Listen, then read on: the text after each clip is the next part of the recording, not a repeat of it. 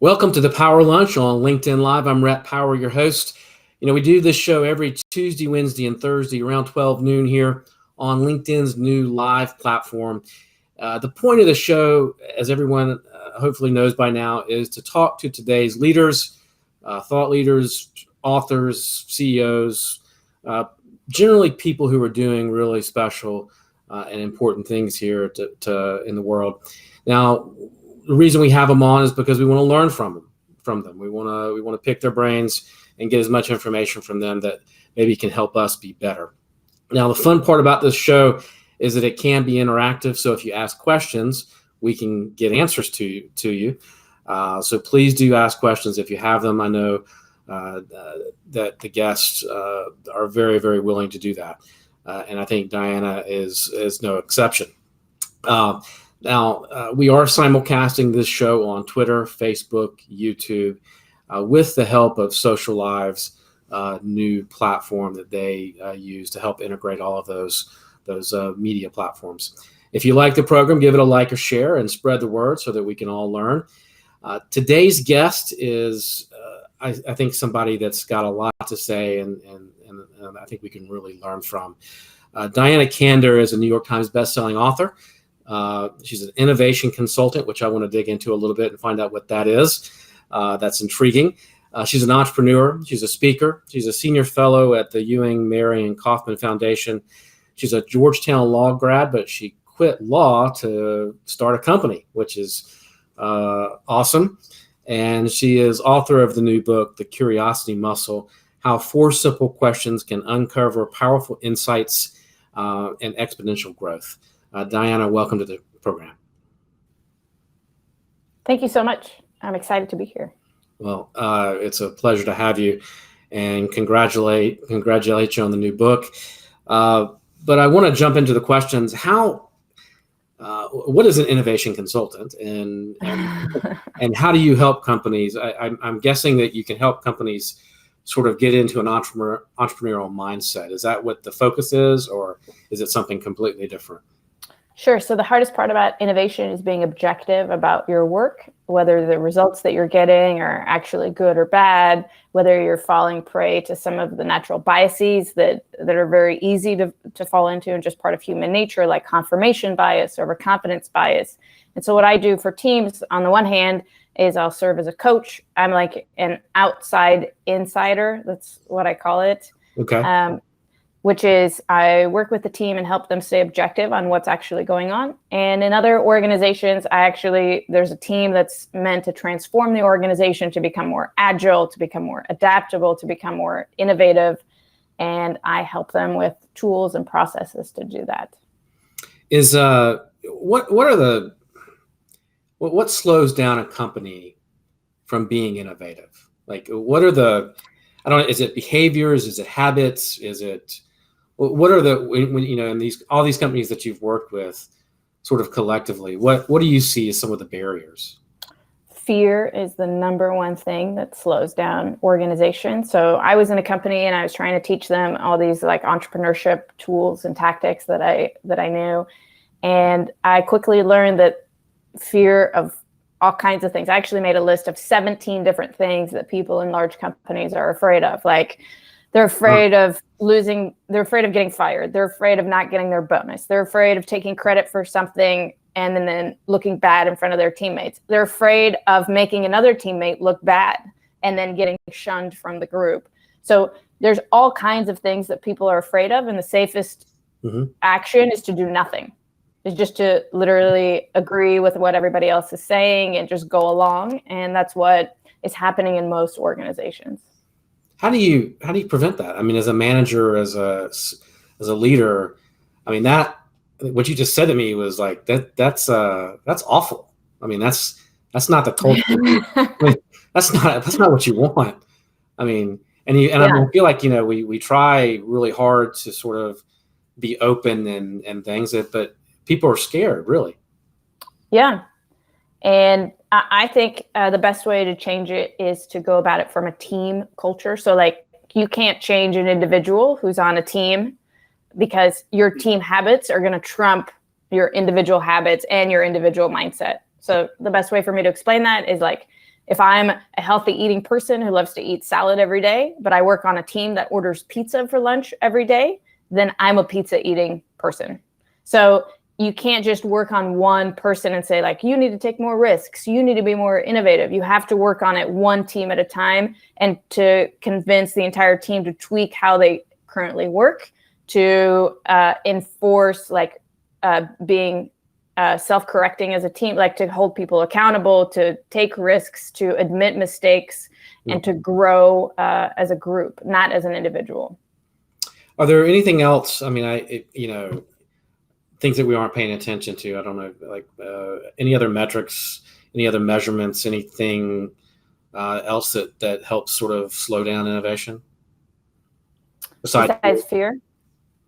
Yeah. So I actually have developed a tool that assesses teams in 4 Keystone habits. So I believe these 4 habits determine how innovative, how agile a team can be.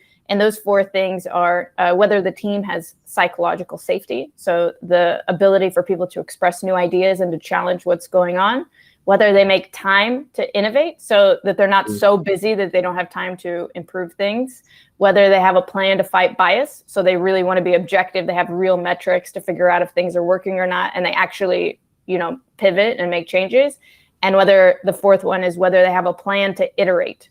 So any team that's like, we are going to write the best business plan and execute on it, that team's going to not produce good results. Okay. They can produce much better results if they iterate and constantly grow, to have like a growth mindset to improve things. Okay. You've mentioned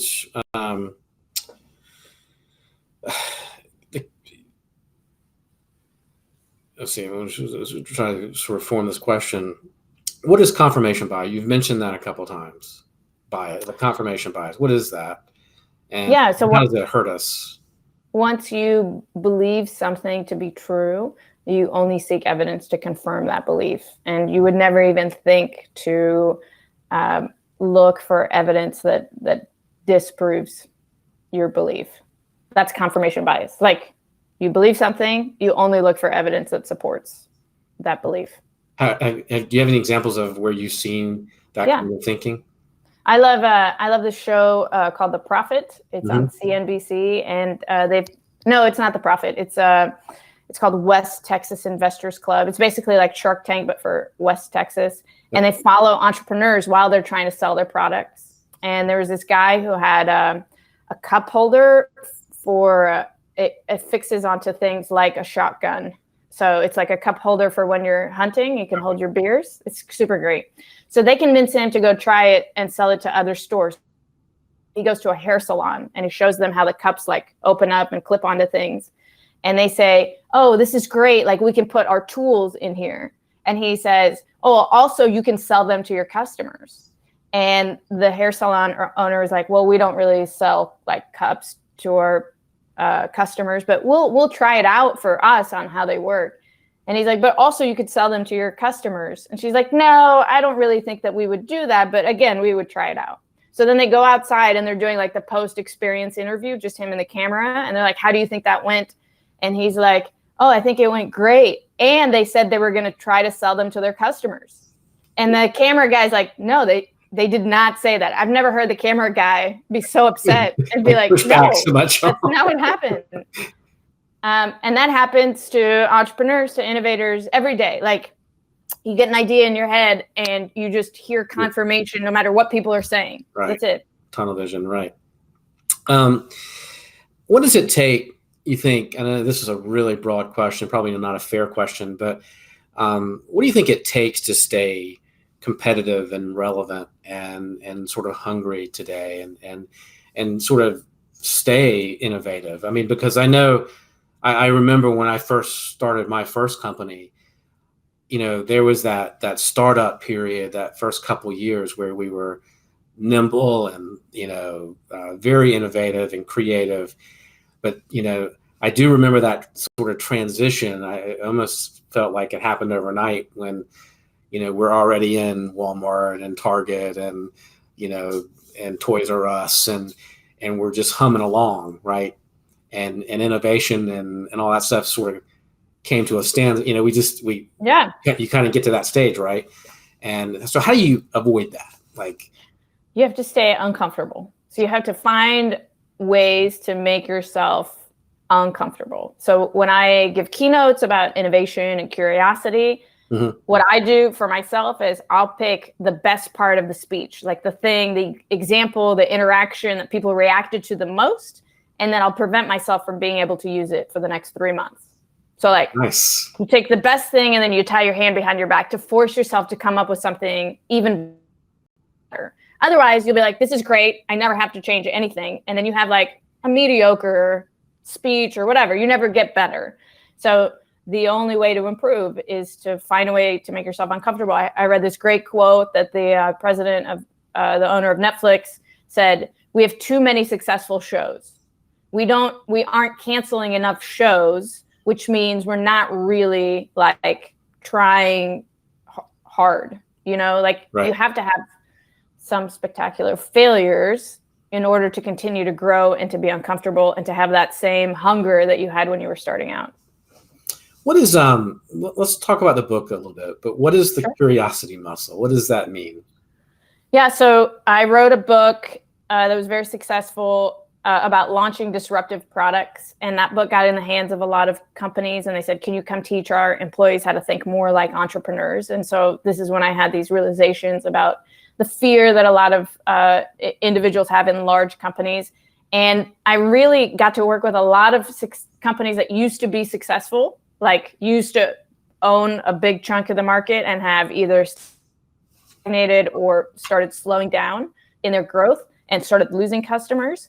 And I really, you know, the most interesting part about them is no matter how bad things were, they were at peak confidence at all times. Like they thought they were the best and they didn't like realize what was happening around them, that they had lost their curiosity about their customer, how they could be better. Like they were comfortable to the nth degree. And I really wanted to share a cautionary tale about like how you lose that curiosity and how it stops your growth and how to get it back. Are there some things that you do when you work with a company? I'm just thinking of, you know, if you're a small, medium-sized enterprise, which most companies are, and you want to, you know, get your teams to think more creatively, you know, it's an issue. Where do you start? Like pick up the book, read the book, but are there some real concrete tips that you, of course, that you could say, hey, this will help you get started, you know, with your innovation and being more creative? And start with customers. Most companies don't talk to their customers at all. They just assume that no news is good news. And statistically, no news is not good news. It means that people don't care enough about you to tell you what they really think.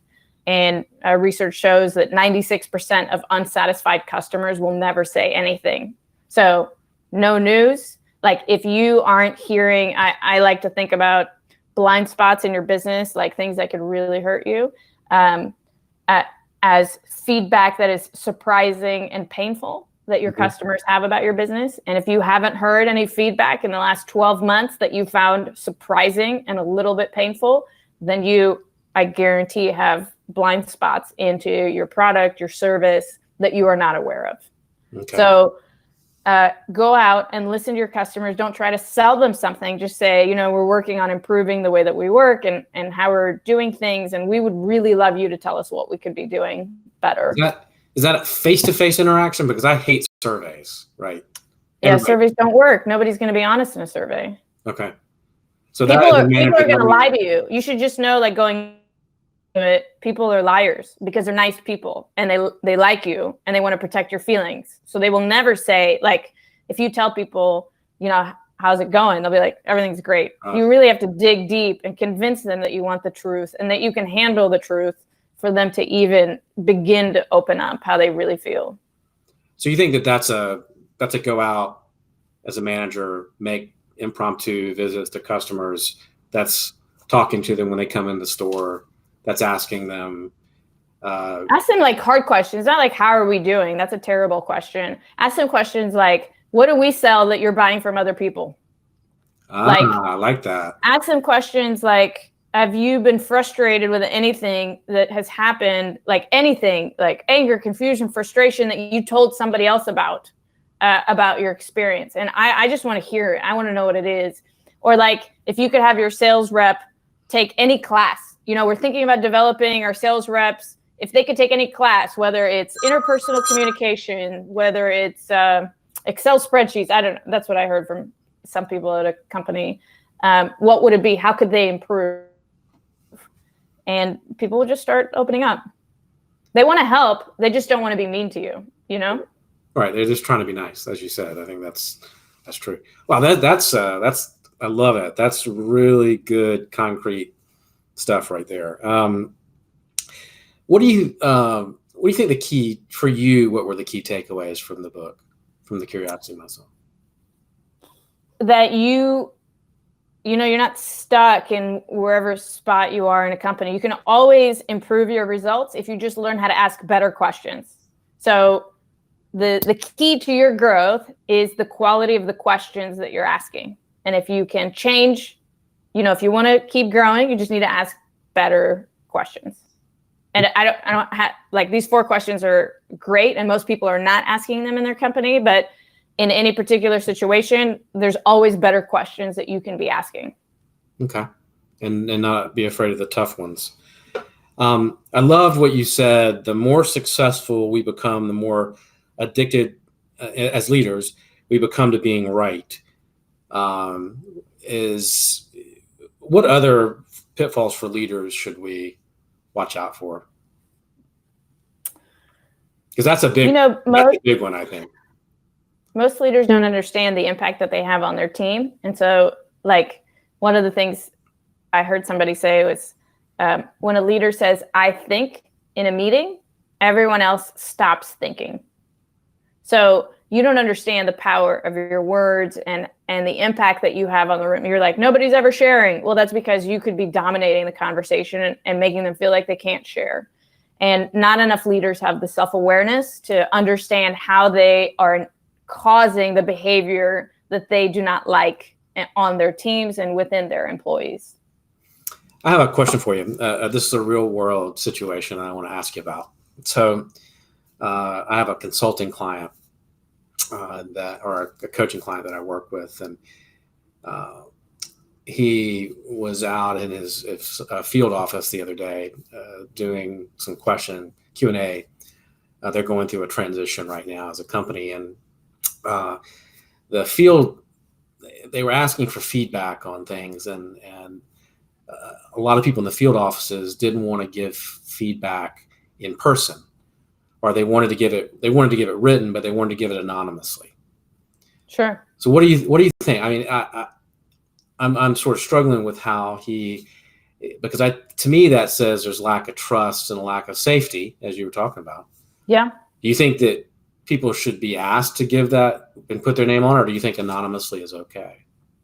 No, I think the goal is to get honest feedback. So whatever it takes to get that feedback, just you should be able to understand that when people say they want to do it anonymously, that is indicative of an issue already. That's what I felt. I felt that that's a huge culture issue. Right. And I mean, that's a big issue, and telling people like you can feel safe and comfortable, that's not going to fix it, because it's a much deeper problem. And it's usually indicative of a leader who doesn't listen, doesn't actually do anything as a result of the feedback that they receive, and could actually punish people for giving the feedback, or will argue with them. Like, they just don't care about the feedback. So that's what that usually says to me. I think actually that was one of the answers was, and when he asked why they wouldn't put their name on it. Well, you've asked us before, and nothing ever came of it.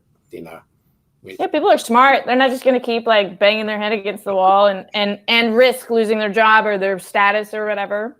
Right. And if somebody doesn't actually care, you have to have like a long process of showing people that you care about their feedback, that you will change as a result of their feedback, for them to give you the gift of really good, honest feedback. And that's I agree. I think that's a slow sort of increment. If you've got that kind of problem, then that's a slow way to claw that back, right? It's going to take a while.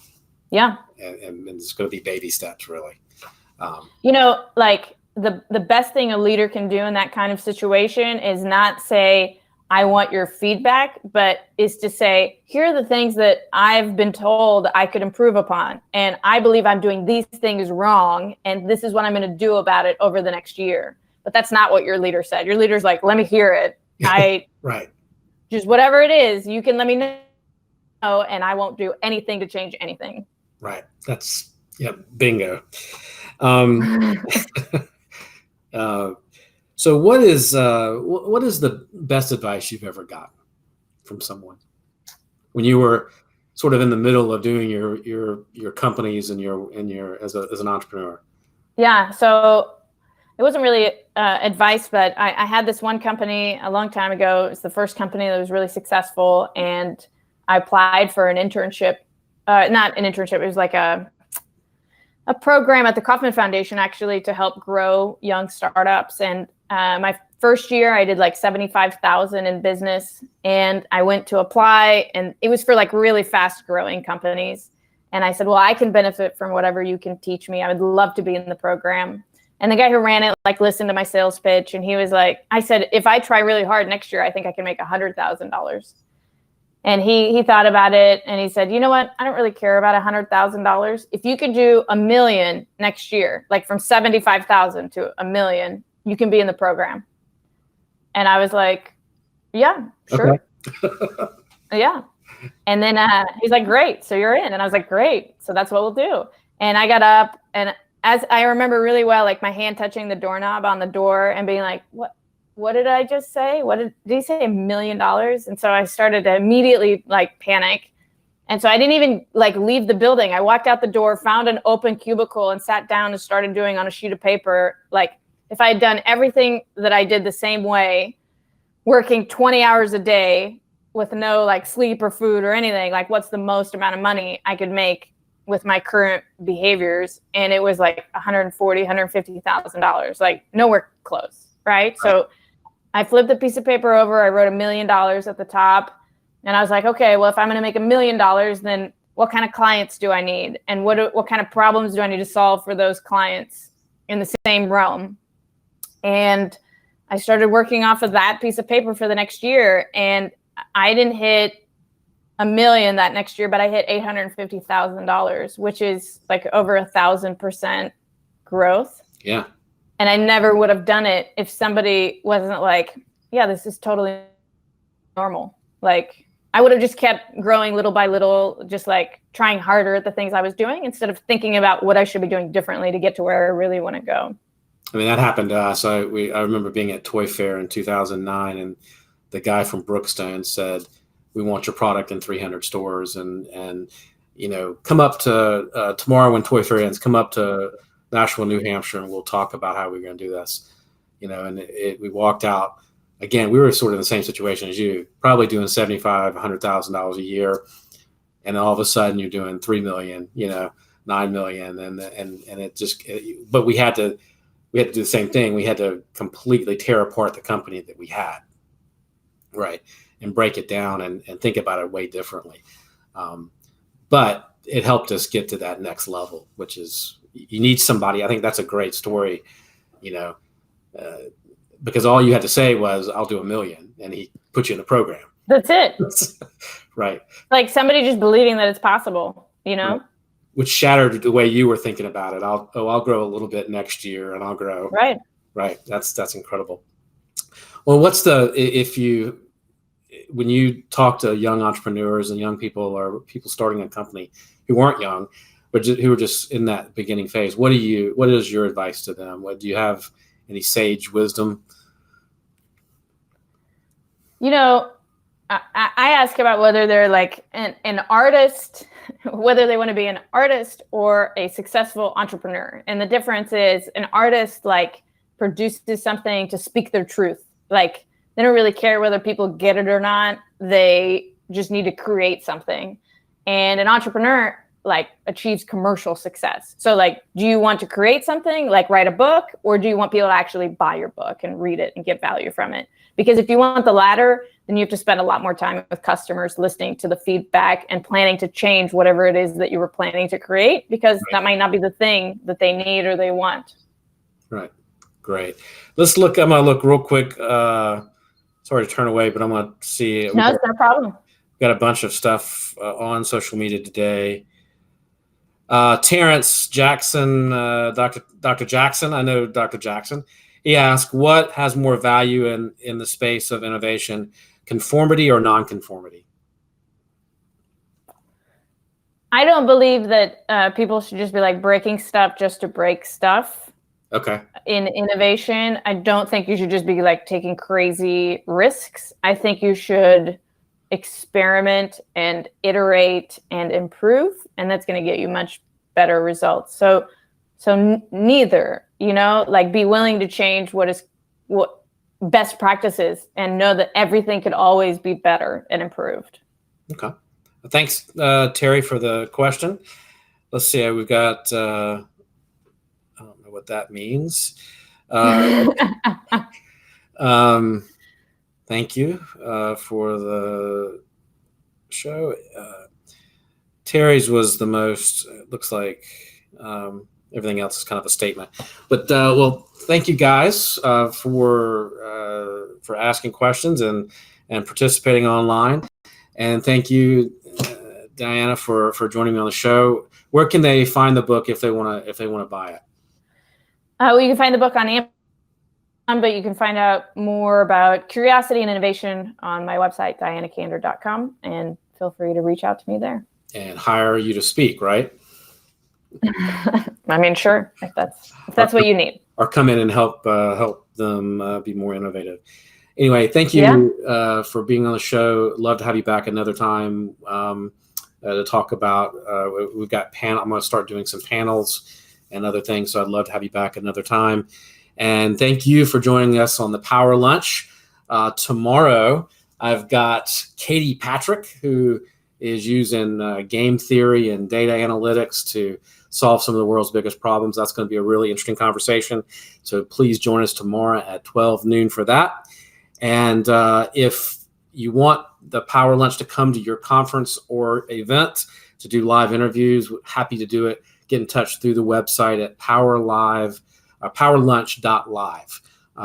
And you can find out their upcoming schedule. And you can also get in touch with us and watch old shows. That ability is coming very soon. So